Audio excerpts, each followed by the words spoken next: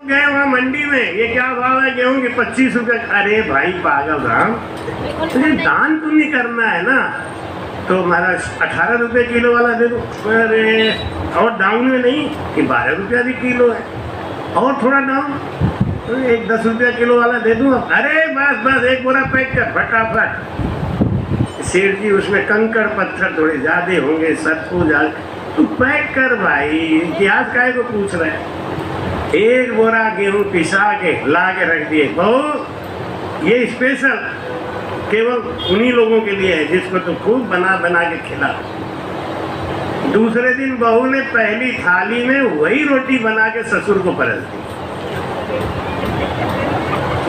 अब ससुर धू धू धू क्या क्या बनाई रही है, क्या है ये, कोई रोटी है, जानवर नहीं खा सकता।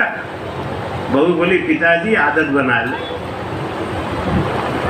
क्योंकि ये जो पिछला आप करके आए ना, ये बासी खत्म होने के बाद यही ताजा बनेगा, और आदत बना लोगे तो यही खाते रहोगे, क्योंकि यही खाना पड़ेगा, जो बांटोगे वही मिलेगा। है? तो ससुर जी के अकल में आ गई, और ससुर जी ने कहा नहीं बेटा तेरी अकल ठीक है, तो अपने तरीके से कर। भजो तो राम भजी जो रे, हरि बिन आन तजी जो रे। भजो तो राम भजी जो रे, हरि बिन आन तजी जो रे। क्यों राम भजन क्यों करो? राम भजन में ही क्या करामात है, बाकी चीजों में करामात क्यों नहीं है? क्योंकि जैसे सुहागा पाउडर में करामात होता है, सुहागा पाउडर डालते ही कम तापमान पे सोना पानी की तरह गल जाता है। ऐसे ही ये राम नाम है ना, ये राम नाम हमारे कठोर कर्मों को गला देता है। केवल भजिया मुख हुए रे, और कर्म कीट सब जाए। केवल भजिया मुख हुए रे, कर्म कीट सब जाए। जितना मल है हमारे मन के ऊपर जमा, ये सब राम के भजन से ही कट सकता है, और किसी भजन से नहीं कट सकता। जैसे दूध में पानी ज्यादा हो तो पानी को जलाने के लिए, पानी को अलग करने के लिए क्या करते हैं आप लोग? आग जलाते हैं, उसको उबालते हैं। और कोई भी चारा है क्या? आरती उतारने से, घंटा बजाने से पानी और दूध अलग हो जाएगा क्या?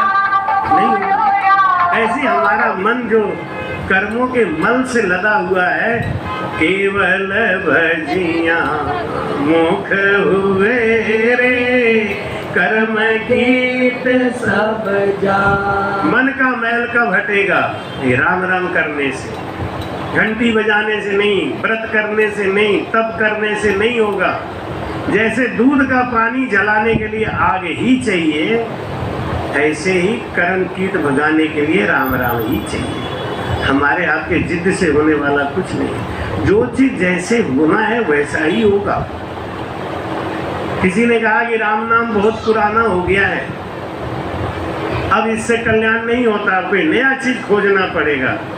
तो मुंह से खाते खाते जमाना बीत गया। आज तक जब से सृष्टि की रचना हुई, आदमी मुंह से ही खाना खाता है, कि नाक से खाया आज तक किसी ने नहीं खाया ना।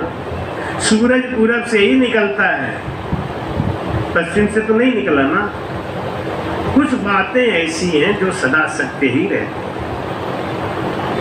ऐसी मन का मल धोने के लिए भाई कहते हैं कि आवागमन उतरे रे, आवागमन अवतरे रे, मिलो परम पद माय भजो तो राम भजी जो रे, हरि बिन आन तजी जो रे।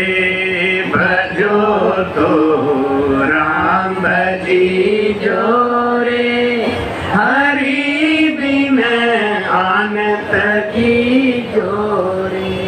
आवागमन न अवतरे तुम मिलो परम पद माए। उस परम पद में मिलाने के लिए एक बीजा है, आनंद पद में मिलाने के लिए एक बीजा है, वो है राम नाम। इसके अलावा और कुछ नहीं चलेगा। बाकी चीजों से फल मिलता है, लेकिन राम नाम करने से वो परम मोक्ष को जाता है। मन का मैल निर्मल हो जाता है। रामायण में तुलसीदास जी कहते हैं कि निर्मल मान जान सो मोहि पावा। निर्मल मान जान सो मोहि पावा। मोहि कपट छल धन भावा। मोहि कपट छल धन भावा। बोलो राम। मन के ऊपर जो मल जमा हुआ है वो मल हटेगा कैसे? सोना गलेगा कैसे?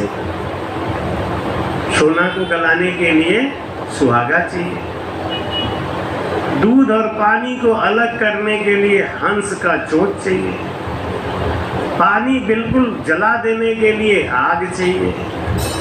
सब चीज का नियम अलग अलग बना है। आप चाहे दिन भर फल खाते रहो, दिन भर बादाम खाते रहो, कुछ भी खाते रहो, लेकिन जब तक 2 रोटी नहीं खाओगे। मैया अक्सर करके व्रत करती हैं, तो व्रत में क्या करती हैं कि कल हम रोटी नहीं खाएंगे, बाकी बहुत चीजें खाती हैं। दिन भर उनको कूटू का आटा चाहिए, कि वो पूरी चाहिए, कि देसी घी का हलवा चाहिए, और बार बार एक ही बात कहेंगे, आज व्रत है ना, आज कमजोरी बहुत है शरीर। 6 महीना में जितना माल नहीं खाती उतना एक दिन में खा जाए, और बार बार एक ही बात कहेंगे, आज कमजोरी बहुत। ऐसा होता है, क्यों होता है? अन्न नहीं मिला ना। ये अन्नमय कोश है, इसको अन्न देवता है। देही में जो नाच देव में अन्न बखानो, और भोजन में पकवान महल में दीपक जानो। कश्यप सुत जब उदिया मंड उजाला हो, यूं सभा में सुखराम कहें सतगुरु वीरम। देही में जो नाग देव मज अन्न बखान। देवताओं में सबसे बड़े देवता कौन है? अन्न देव सबसे बड़े देवता है। इस शरीर को चलाने के लिए अन्न देवता की जरूरत है। हमारे घर में लुढ़कते रहते हैं इधर उधर, झाड़ू से मारे जाते, पता नहीं कौन सी देवता की पूजा करने जाते हैं। सबसे बड़े देवता घर में बैठे हैं, अन्न देव।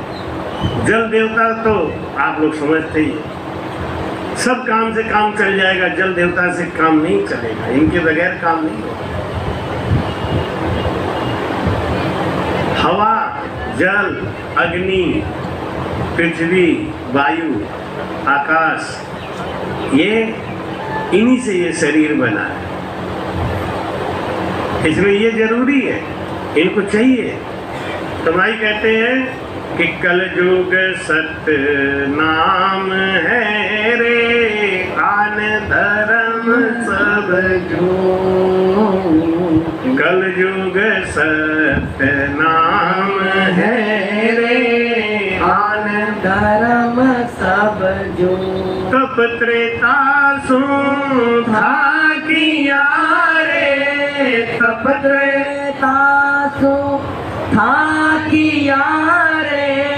गया वृक्ष फल उठ भजो तो राम जी जो रे।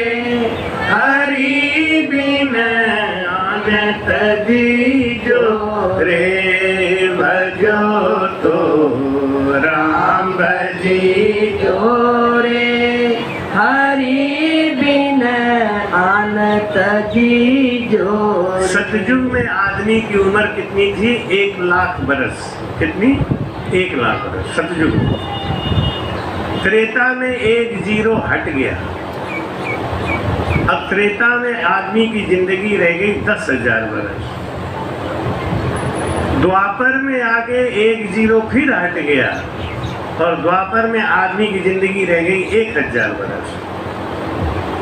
और कलयुग में आके 1 जीरो फिर हट गया तो आदमी की उम्र रह गई 100 वर्ष। तो जब 1,00,000 वर्ष की उम्र होती थी तब लोग तप करते थे, जप करते थे।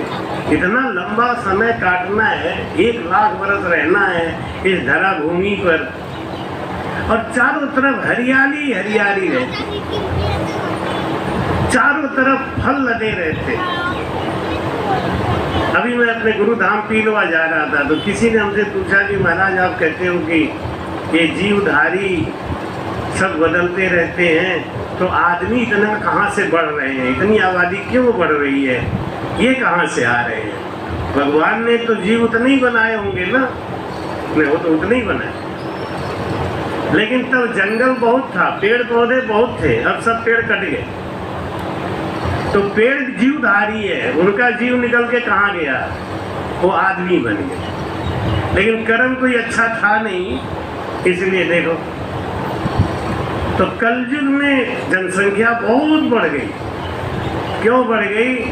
क्योंकि पशु पक्षी कम हो गए, पेड़ कम हो गए, आदमी बढ़ गए, लेकिन आदमी जैसी आदत नहीं रही।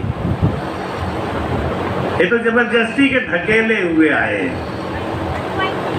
तो भाई कहते हैं कि त्रेता युग में तप करने का विधान था, सारे पेड़ों पे फल लगे रहते थे और फ्री में लोग तोड़ तोड़ के खाते थे। आपको आपका बचपन याद होगा, आज के 50 साल पहले, 55 साल पहले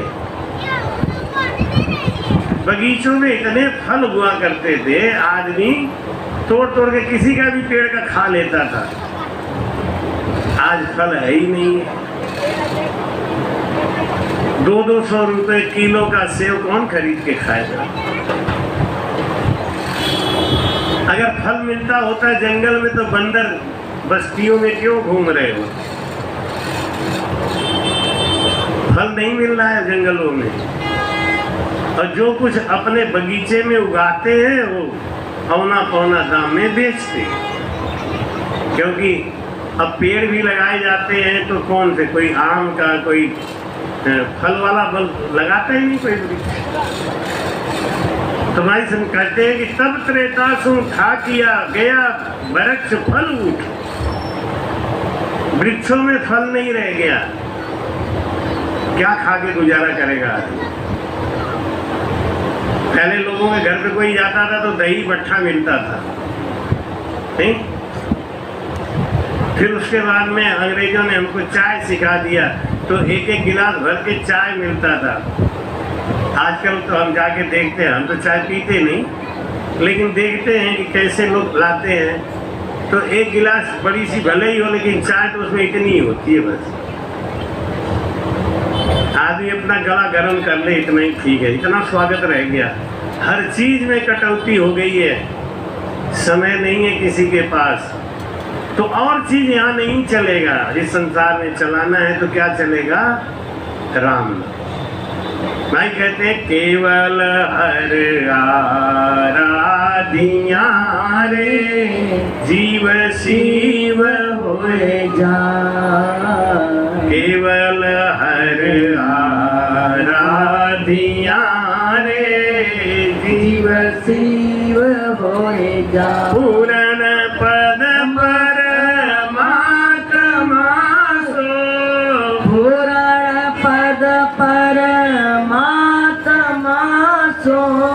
आप काय भजो तो राम भजी जो रे, हरि बिन आनत की जो रे। भजो तो राम भजी जो रे, हरि बिन आनत की जो रे। केवल हर आराध्या जीव शिव हो जाए। काष्ठ मथन से अग्नि निकसे, 2 लकड़ी को लेके खूब रगड़ो ना, आग निकल जाएगा, और दही को मथने से घी निकल जाएगा, दधी मथन से घी। इसी प्रकार श्वास मथन से किशनदास जीव होते हैं। तो सांसों का मथन कैसे करेंगे? केवल हर आराध्या जीव शिव हो जाए। श्वासों का मथन किए बगैर, दही का मथन किए बगैर घी नहीं निकलेगा, लकड़ी का रगड़ किए बगैर आग नहीं निकलेगा। पहले, बहुत पहले के जमाने में लोग आग जानते ही नहीं थे, कोई आग नहीं जानता था। पत्थर को आपस में रगड़ के चिंगारी निकाल के तब हमारे पूर्वजों ने आग को जाना कि पत्थर के अंदर आग होता है। छोटी सी राई होती है ना, उसके अंदर तेल होता है, कभी देखा है? तोड़ के देखो, मिलेगा। राई का बीज है, इसको तोड़ के देखो, तेल निकलेगा? निकले? हाथ से तोड़ो निकल जाएगा तेल, सिलबट्टा से रगड़ो तो निकलेगा तेल।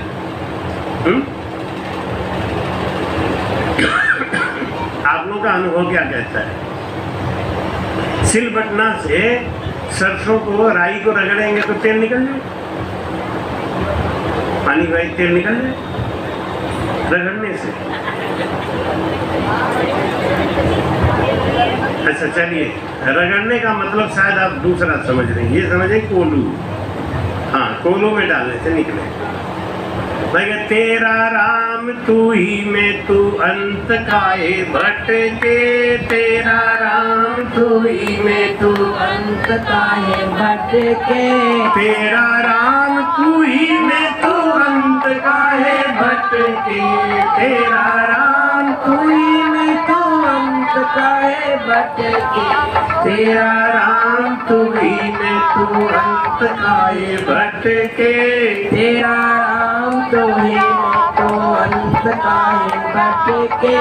जैसे घी छुपा दहिया में, जैसे घी छुपा दहिया में, निकसत नहीं बिना रैया के अटके, निकसत नहीं बिना रैया के अटके, तेरा राम तू ही में तू अंत काहे भटके, तेरा राम तू ही में तू अंत काहे भटके, तेरा राम तू ही में तू अंत काहे भटके, तेरा राम तू ही में तू अंत काहे भटके, तेरा राम तू ही में तू अंत काहे भटके।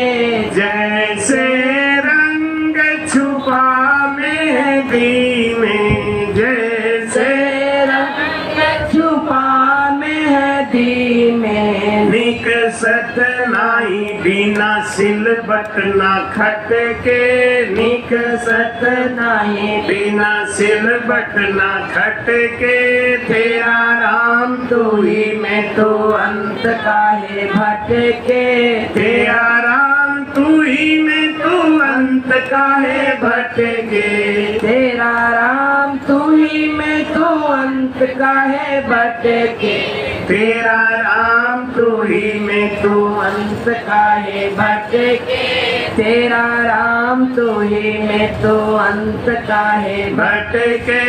जैसे तेल छुपा रैया में, जैसे तेल छुपा रैया में, निकसत नाई बिना कोलू में अटके, निकसत नाई बिना कोलो में भटके, तेरा राम तू ही में तू अंत काहे भटके, तेरा राम तू ही में तू अंत काहे भटके।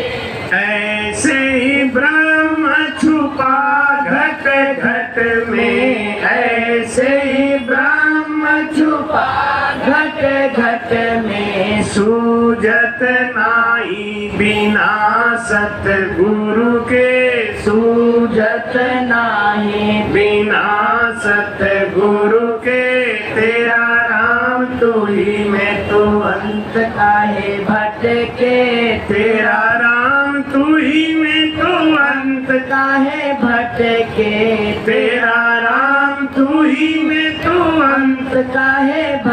के तेरा राम तू ही में तू अंत काहे के तेरा राम तू ही में तू अंत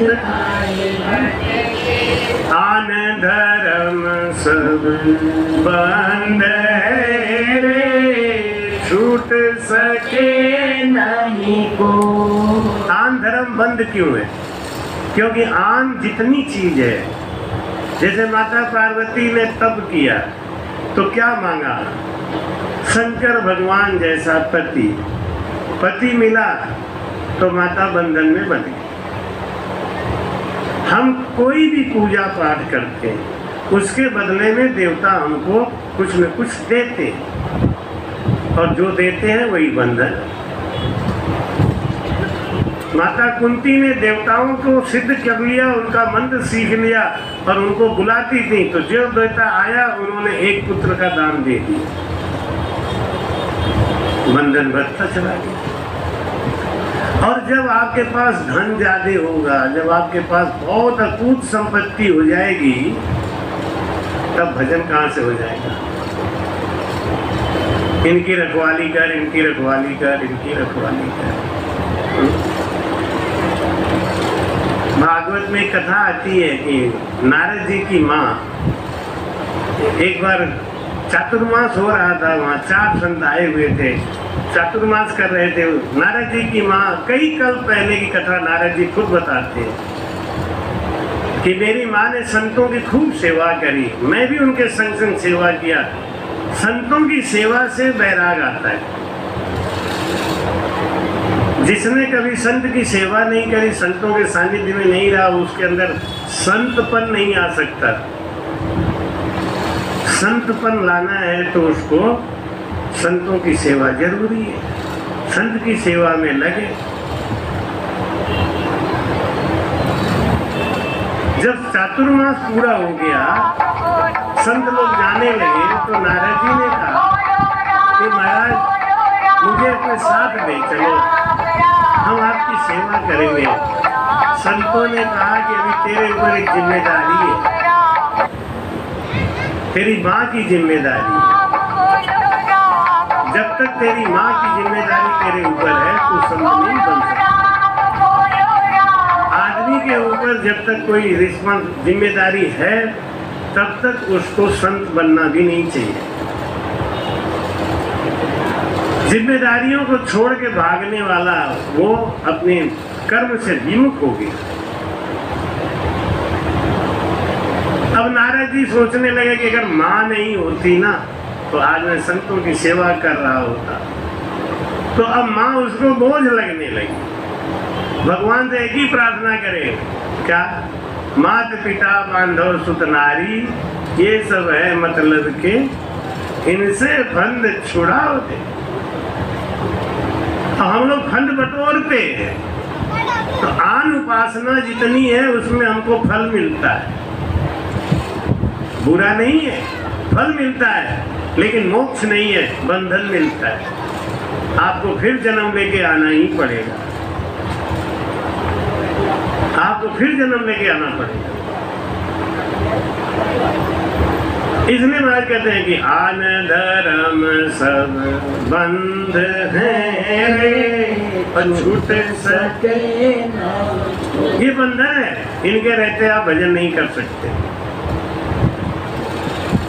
दत्तात्रेय जी राजपाट छोड़ के जंगल में चले गए, तो अपने साथ एक पारस लेके चले गए। जब तक पारस उनके पास रहा, तब तक उनका भजन में मन नहीं लगता। हम लोग बेटा बेटी बहू घर परिवार बैंक बैलेंस सब देखते हुए और कहते भजन हो गया महाराज, हम तो 10वें द्वार पहुंच गए। कोई कोई तो दिन भर उनका शब्द घुन्न घुन्न करता ही रहता है और माया का पार नहीं है। 500 बीघा खेत, फार्म हाउस, 20-20 आश्रम, 5-5 लाख चेले, ये क्या है? ये मुगत है, हैं? यही तो बंधन है। गृहस्थी किसी तरीके से बना है, साधु किसी तरीके से बना है। इसलिए महाराज कहते हैं कि जब भजन करेंगे, भजन करने से जब हमारा मन संसार के भोगों से हट जाएगा, उसमें रहते हुए भी उससे अलग हो जाएंगे, हमारा उसमें नेह खत्म हो जाएगा, तब मोक्ष होगा। इसलिए महाराज कहते हैं कि वो राम भजन के अलावा हो नहीं सकता। मन निर्मल राम भजन के अलावा नहीं हो सकता। आप चाहे कुछ भी कर लो, धन दौलत तो आप कहीं से भी कमा सकते हो, बेटा बेटी कहीं से भी हो सकता है, लेकिन महाराज जी कहते हैं कि जन्म धरे जुग खेत लारे पशुआ पंछी होय भजो तो राम भजी जोरे हरि बिन आन तजी जोरे। इसलिए महाराज कहते हैं ज्ञानी हो तो समझ जाओ, समय रहते संभल जाओ और परमात्मा में प्रीति लगाओ, परमात्मा से नेह लगा।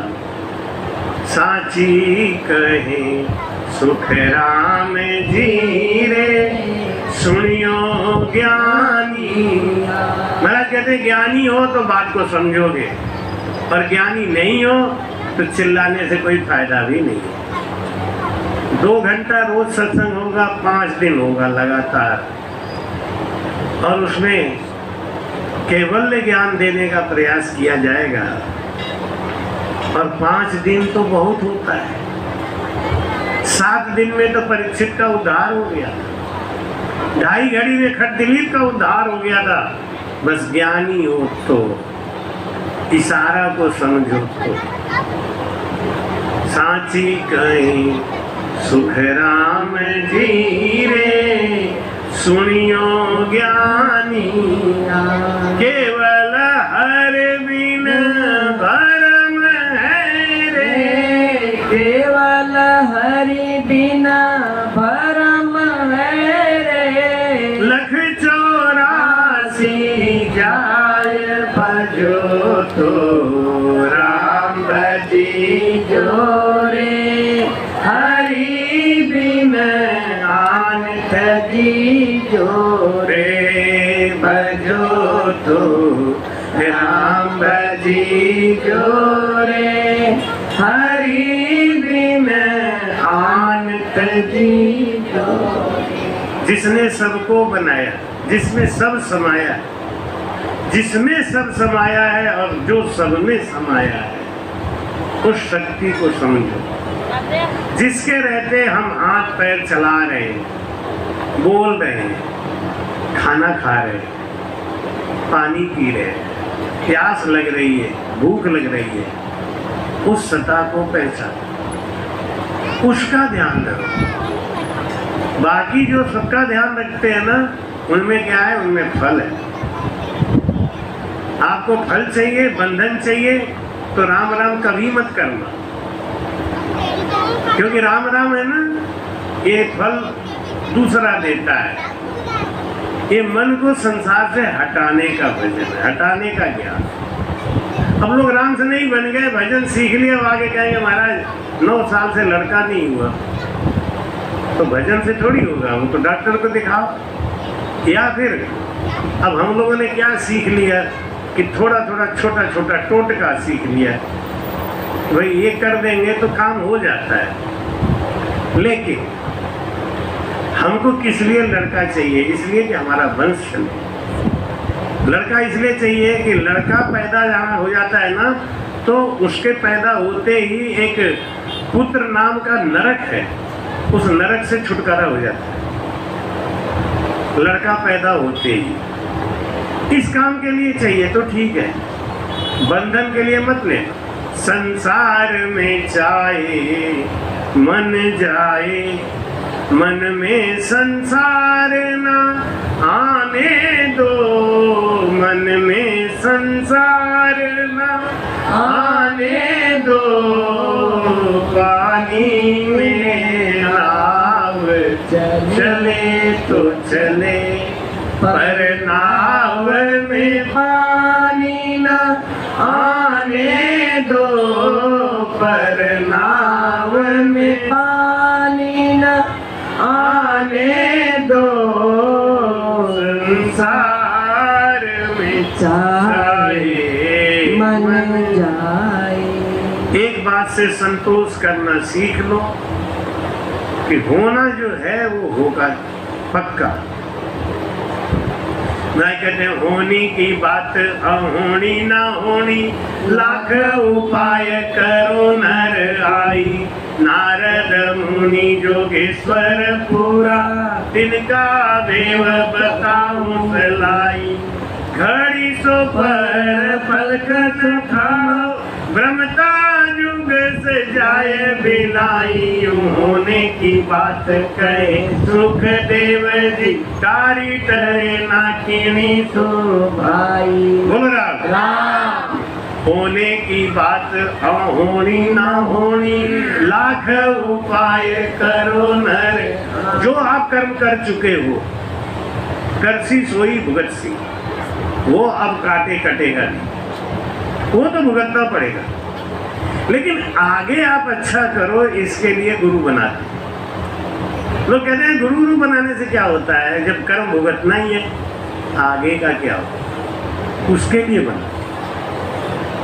एक छोटा सा दृष्टांत बता के वाणी जी को विश्राम देंगे। 5:30 बज गए, 6 बजे तक की कथा है।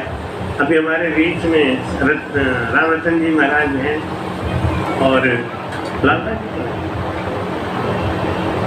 अभी रामरतन महाराज जी अपना एक कुछ पद सुनाएंगे, उसके बाद बाबू जी के द्वारा आशीर्वाद लेंगे आखिर में। तो बस छोटी सी कथा एक और सुनाते हैं आपको कि होने की बात होनी न। वैसे आप लोगों ने सुना होगा कि महाभारत में भगवान कृष्ण ने संजय से कहा कि संजय,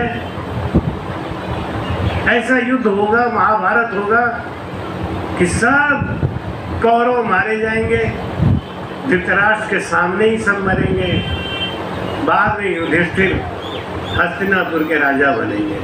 संजय ने कहा, अरे आपको सब पता है कि हाँ यही होने वाला है, कि तो आप इसको रोक लीजिए, कितना महाविनाश को रोक दीजिए, समझा दीजिए। भगवान कृष्ण ने कहा कि अभी तक तो समझा ही रहा, लेकिन ये रुकेगा नहीं। व्यास जी ने संजय को दिव्य दृष्टि दिया और संजय ने कहा कि मैं रोक लूंगा, मैं जाता हूं धृतराष्ट्र को समझाऊंगा। लेकिन समझाने से क्या होता है, धृतराष्ट्र अपना जिद नहीं छोड़े। अंत में क्या हुआ, संजय जिस काम के लिए गए थे, युद्ध रोक देंगे, और संजय वहां बैठ के युद्ध की कथा सुनाने लगे।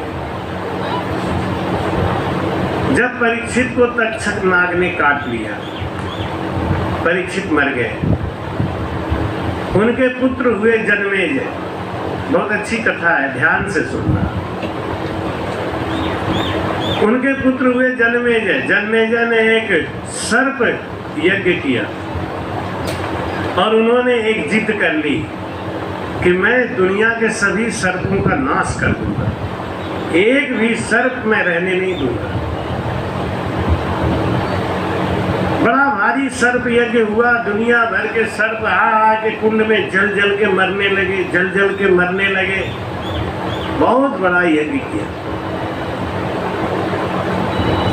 हाहाकार मच गया सृष्टि में कि ये तो महाविनाश होने वाला है।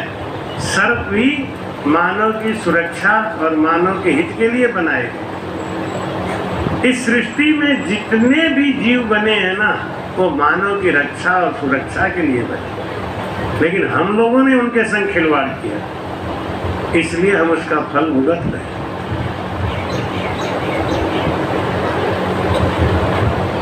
जन्मेजय ने बहुत बड़ा यज्ञ किया। जब सारे सर्प मरने लगे तो स्वर्ग लोक में देवताओं ने आपस में विचार किया कि इस सर्प यज्ञ को कैसे रोका जाए। आस्तिक मुनि ने कहा मैं रोक दूंगा। आस्तिक मुनि आए, सर्प यज्ञ सुबह जब शुरू हुआ, सारे पंडित बैठ गए।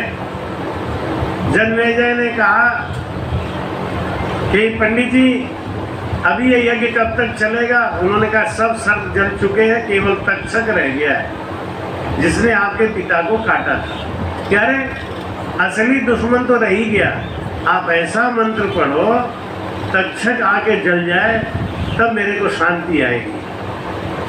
पंडितों ने ध्यान से देख के बताया कि तक्षक इस समय इंद्र के सिंहासन में लपेटा पड़ा है।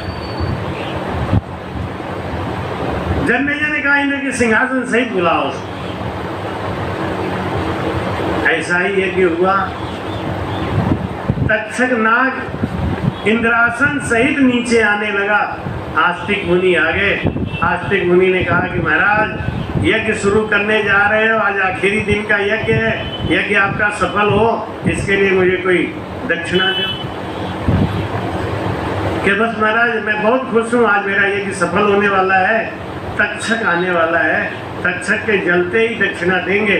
उन्होंने कहा यज्ञ पूर्ण होने के बाद अगर आप दक्षिणा दोगे उसका महत्व नहीं है, यज्ञ करते समय दो।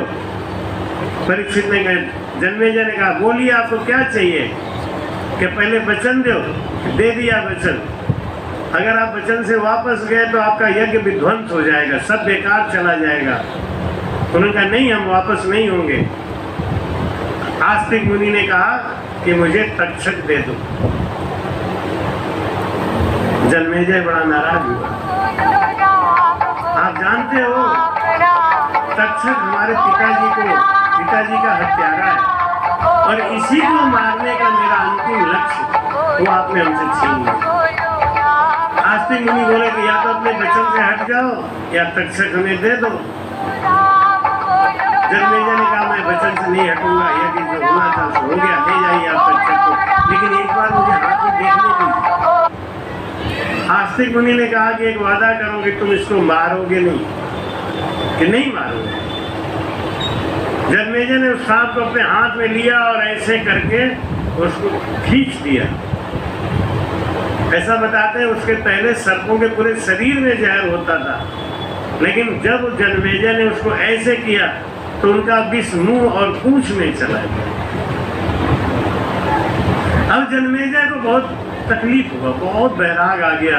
व्यास जी के पास जाके बोले कि दादा मैं बहुत दुखी हूँ, इतना हत्या किया हमने, इतना हत्या किया और फल कुछ नहीं मिला। ध्यान से समझना बात को। हम लोग हर बात में कहते हमसे पाप हो गया, हमसे ये हो गया, हमसे वो। व्यास जी क्या कहते हैं कि तुमने जो किया ना वो तो होना ही था। तुमने जो कोई गलत काम नहीं किया, ये होना ही था। क्योंकि सर्पों की जो माता थी कद्रू ने श्राप दिया था अपने ही बेटों को कि तू सब जल के मर जा। क्यों? क्योंकि कद्रू की कदर नहीं करी, उनकी बात को नहीं माना इनके बच्चों ने कि कौन सी बात थी। उन्होंने कहा कि एक विनीता और कद्रू कश्यप ऋषि की पत्नियां, दोनों में वाद विवाद एक दिन हो गया कि सूर्य भगवान के घोड़ों के रंग, पूंछ का रंग कैसा है। कद्रू बोली काला है, विनीता बोली नहीं सफेद है, मैंने देखा है।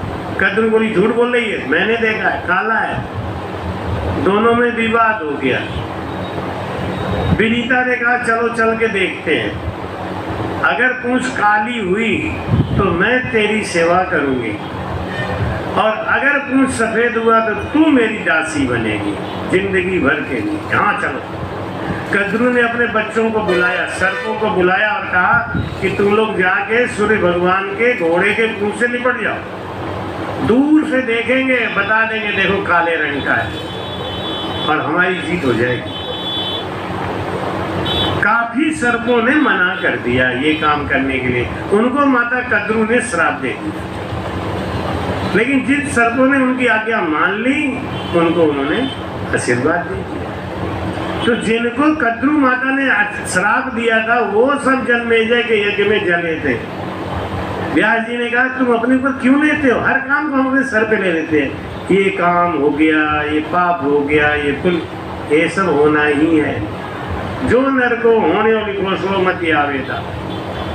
हम तो केवल भजन करने के लिए। जन्मेजय को शंका हो गई, 5 मिनट में कथा विश्राम देंगे।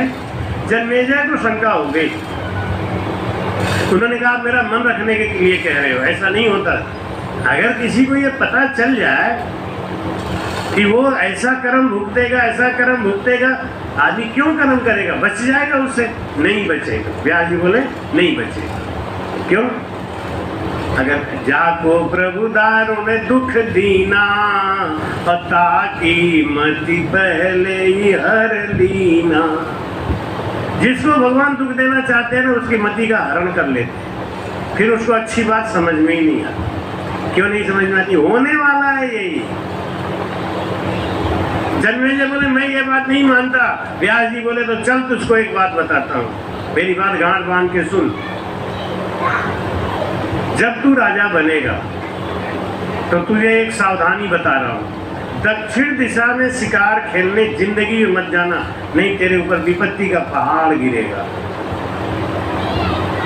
जन्मेजय बोले और मान लो कोई कारण से जाना, अगर गए तुम तो ये ध्यान रखना कि दक्षिण दिशा में जब शिकार खेलने जाओ और वहां तुम्हें कोई स्त्री मिले, भजन बिगाड़े कामिनी सभा बिगाड़े कूर, भक्ति बिसारे भक्ति बिगाड़े लालची, केसर मिल गई धूल। भजन बिगाड़े कामिनी, कामिनी जिसके जीवन में आ गई उसका भजन गया नाश। भजन बिगाड़े कामिनी, सभा बिगाड़े कूर। ये सभा बैठी ना आराम से, एक कुत्ता आ जाए क्या होगा? सभा बिगाड़े कूर और भक्ति बिगाड़े लालची, लालची आदमी से भक्ति नहीं होती। केसर मिल गई धूल, केसर धूल में मिल जाए तो काम किएगा, खीर बनाएगी। व्यास जी ने कहा तो ध्यान से सुन, तुझको मैं सतर्क कर रहा हूँ। अगर दक्षिण दिशा में शिकार खेलने गया और वहां कोई स्त्री मिले ना तो उससे प्रेम मत करना, लेकिन तू करेगा। व्यास जी बोल तू करेगा, मैं बता रहा हूँ मत करना, लेकिन तू करेगा। अच्छा प्रेम कर लेना तो ठीक है, कोई बात, लेकिन उसको तू रानी बना के महल में मत ले जाना। विपत्ति का पहाड़ आएगा लेकिन तू मानेगा नहीं, ले। अच्छा चलो यहाँ भी छूट देता हूँ, आगे की सतर्क बात बताता हूँ। अगर उसको ले आना महल में ना तो उसके कहने से कोई भंडारा मत करना। वो कहे कि मैं घर में रानी बन के आई हूँ, मेरे कहने से कोई भंडारा कर, कभी मत करना, नहीं तेरे ऊपर विपत्ति का पहाड़ आएगा। लेकिन तू भंडारा करेगा, मानेगा नहीं। जन्मेजय कह रहे ऐसी बात कर रहे हो आप, जब सब आप बता दोगे मैं क्यों करूंगा? करेगा, मैं बोल रहा हूँ ना। अच्छा चलो भंडारा कर देना तो कर देना, लेकिन अपनी बीवी से खाना मत परसवाना, ये बात ध्यान है।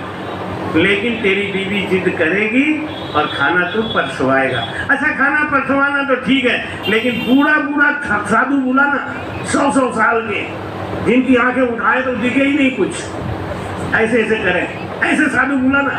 कोई जवान साधु मत बुला लेना, लेकिन तू बुलाएगा। जन्मेजय तू बुलाएगा। और जन्मेजय एक बात सुन ध्यान से, अगर कोई जवान साधु आ भी जाए भोजन करने और तेरी बीवी खाना परसने जाए, उसको देख के अगर वो मुस्कुरा दे तो तुम उसका वध मत करना, अपने गुस्से पे नियंत्रण रखना, क्योंकि तेरी बीवी सुंदर होगी और सुंदर चीज को देखने का अधिकार सबको है, देख सकता है। किसी के मन में कोई लालच आती है तो आने दे, ये प्रकृति की बात है, लेकिन तू उसका सर कलम मत कर देना। लेकिन तू करेगा रे पागल, करेगा, ब्रह्म हत्या लगेगा तू। उसके बाद तुझको हो जाएगा कोड़, तू बनेगा कोड़ी, और जब कोड़ हो जाएगा तब तुम ठीक करवाने मेरे पास आए और फिर मैं तेरा कोड़ ठीक कर दूंगा, तब तुझको प्रायश्चित होगा, तब तू पश्चाताप से उबर पाएगा। जन्मेजय बोले महाराज अब इतनी बात जानने के बाद तो मैं तो कभी जिंदगी में दक्षिण की तरफ पैर करके नहीं सो। व्यास जी बोले ये सब होगा, ये सब होगा। क्यों? जो नर को होने लिखो सो मति आवे दाय, पर बाते नर उठ के सोई करे उपाय। हमारे कन्हैया जी के भाग्य में इतना ही सेवा लिखा था, और उनकी सेवा जितनी लिखी थी उन्होंने अपनी सेवा तन मन से करी। अपना जन्म तो सुधार के चले गए, उनका प्रमाण ये है कि उनके पुण्यतिथि पे इतने सारे संत 5 दिन के लिए फ्री है। नहीं, कहाँ संतों के पास टाइम है। आप बुला के देखिए, 1-2 दिन की संगत करा के देखिए, नहीं हो पाता। यही प्रमाण है उनके भाग्य का, यही प्रमाण है उनके अच्छे कर्मों का। तो हम आज कृपया चैनल को सब्सक्राइब करना ना भूलें। राम राम।